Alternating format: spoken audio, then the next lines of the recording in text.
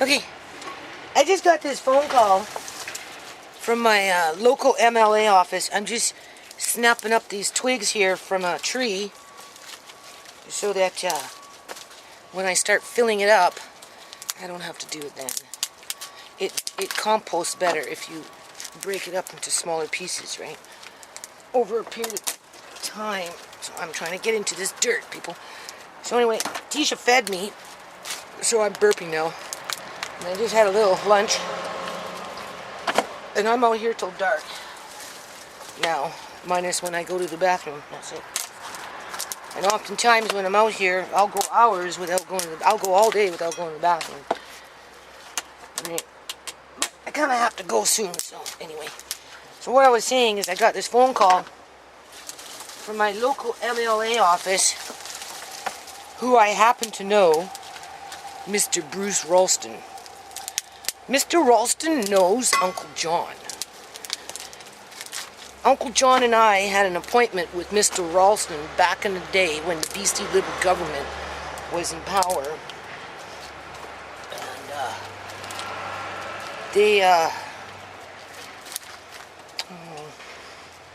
how did that work? This was before Andre was taken.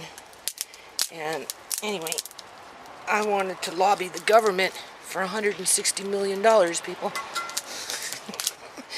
I have it all written out.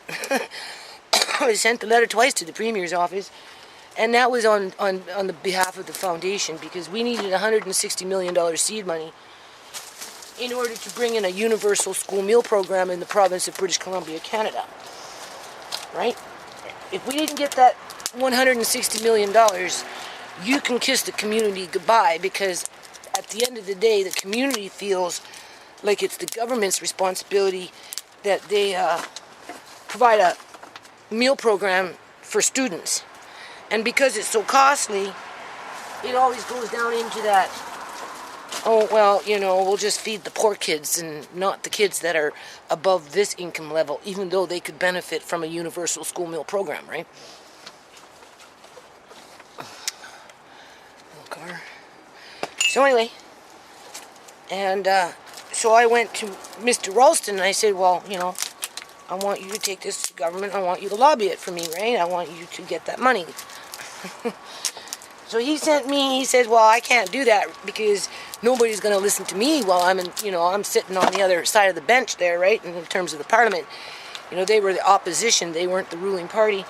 And he said, nobody's going to listen to me. You need to take it to Mr. Hare, Dave Hare, right? So I did that. I made an appointment with Mr. Hare, explained the foundation to him, explained to him why we needed that $160 million, right? Told him to go get my money. Anyway, he told me to go home and write some more, you know, dot some more I's and cross some more T's and put a little more information here and a little more information there, and that's exactly what I did. And then when I went back to go see him, he just blew me off. It was only for time, right? I mean, I know what Mr. Ralston was telling me was true. At that time, they wouldn't have listened to him. So every now and then, before all this shit happened in my life, I'd run into Mr. Ralston. He's, you know, I'm his local constituent, right? I'm in his area.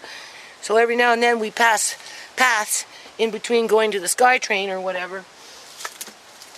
And I ask him, you know, I say, you still going to help me, right, with this, you know, school meal program? He goes, yeah, when my government is in Parliament. Well, people, his government has been in Parliament now for, what, 3 years? Something like that? But with all this bullshit that goes in my life because of the employees to the government, right? When I say it's not 89 politicians that are creating the problems that I have in regards to, you know, the medical kidnapping of Uncle John, or the wrongful apprehension of, you know, Andre, you know, how Sierra was treated, and then what happened to ShaMay, what's going on with Amari, you know, and like that has nothing to do with 89 politicians. What it does, where it comes from, is it's related directly to an unmanaged, wild public union sector that has this massive entitlement mentality to devour everything in its path just so that it can survive first. So of course they're going to pick the weakest of the weak, who happen to be the old, you know, the children, the single mothers, you know, the individuals that are sick out on the streets, because we have no one to defend ourselves. And even when we try, we end up in corrupt court systems that are run by those same type of public union employees, regardless of what the legislation says. They're not following the rules. And when they do, they use it to their advantage to harm and injure you even more than what they've already been doing. I don't really want to go and tell this to Mr. Ralston, because I know him. I've known him, people, since like fucking 2001, 2002. I've known this man for like 18 years. Last time I seen him, he told me he was going to help me with the foundation. But how the fuck can I promote a foundation when my family is being torn apart? And I want to sue the government. A very government that he fucking runs now. Like, that's a conflict of interest. I can't take his ass to court and then come back to him tomorrow in his office and ask him to help me to fucking bring in a universal meal program into the province of British Columbia, Canada, because that's what he said he would do when he came into Parliament. So when this woman phoned me, I kind of didn't tell her the whole story, but I told her that I knew him and that he knows me and he knows all about the nonprofit. So, you know, if this $2 million really does come in, that's what is going to spark, people. It's not going to spark a park. Yeah, it's going to spark a park with ponies and roosters and stuff like that, and a horse, and, you know, programs for this and programs for that. But at the end of the day, what's going to come from that is a universal school meal program, because you're talking big money now. Big money, big players. But it will be the public union sector that will fuck it up, right? Because they're going to want to control it. And then once they think they can control it, that's when they put pressure on the government to pay this due and this fee and that wage and that pension and that disability. So now we've come pension plan.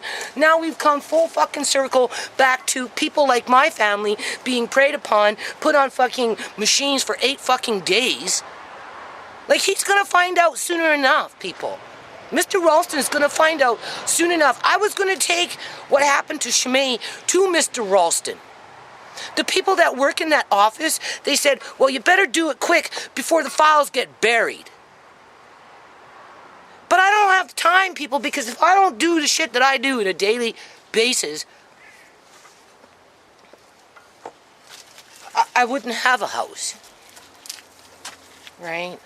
These things have been sitting here for 3-4 years. I need the dirt. I need the space to put the compost coming in from all the weeds that have been growing for the last 4 weeks, because I haven't been out here to freaking weed anything. Now I have to re-weed it. Right? My son.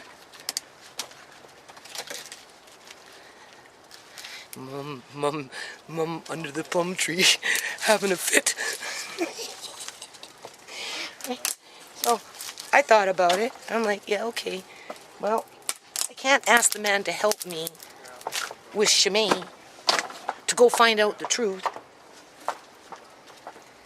if in my heart it's telling me to take the government to court. And then they can go find the truth, people. That's what they should have done with Uncle John.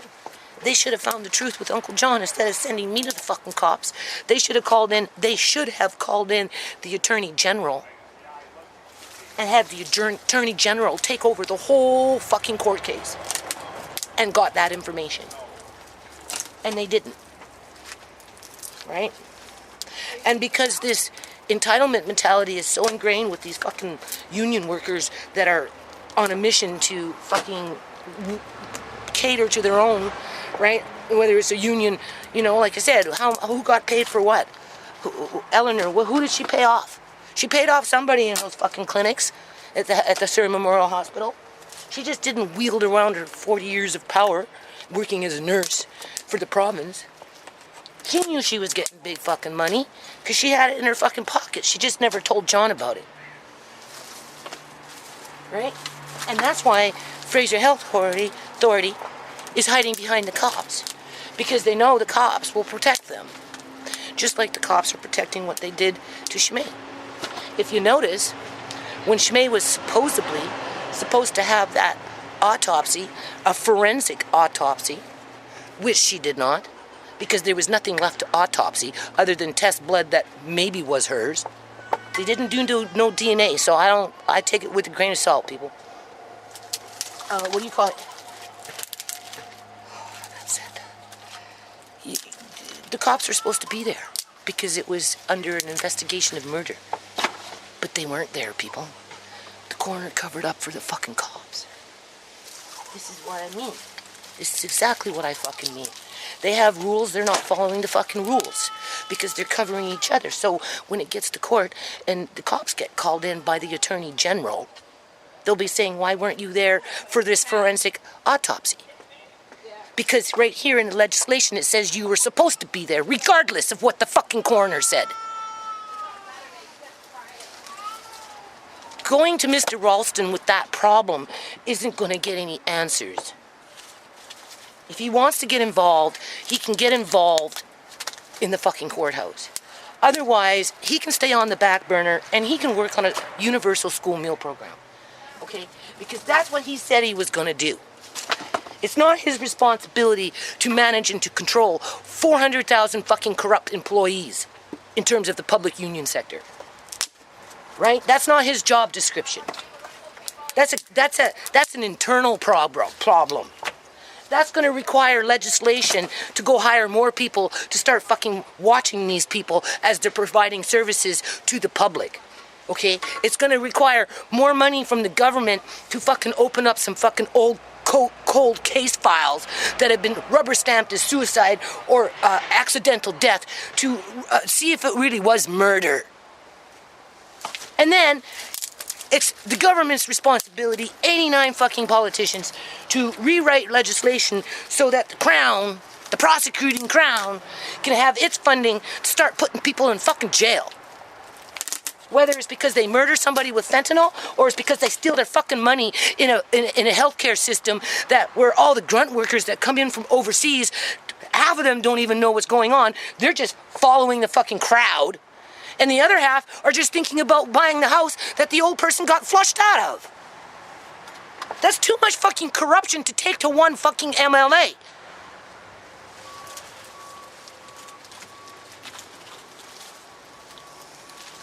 I'm doing him a favor by not taking it to him. It's a fucking headache. It puts people's lives at risk, starting with me. So anyway, now that I got that off my chest, I'll show you where I am. I love this dirt. It smells so good. For dirt, that is. So now I'm going to get in here with a pitchfork. Right in it. I'm going to stand inside with a pitchfork. I'm going to move it around, shake it up, put it in a bucket, carry it, start filling up that bucket, going back and forth until this is at least half empty. Preferably all the way down to the bottom, and then start fresh. Oh, that's an all-day affair, people. And then that is the stuff that you layer in between your weeds, your food scraps, your whatever else you put, and then, yeah, so on and so on. I'll show you.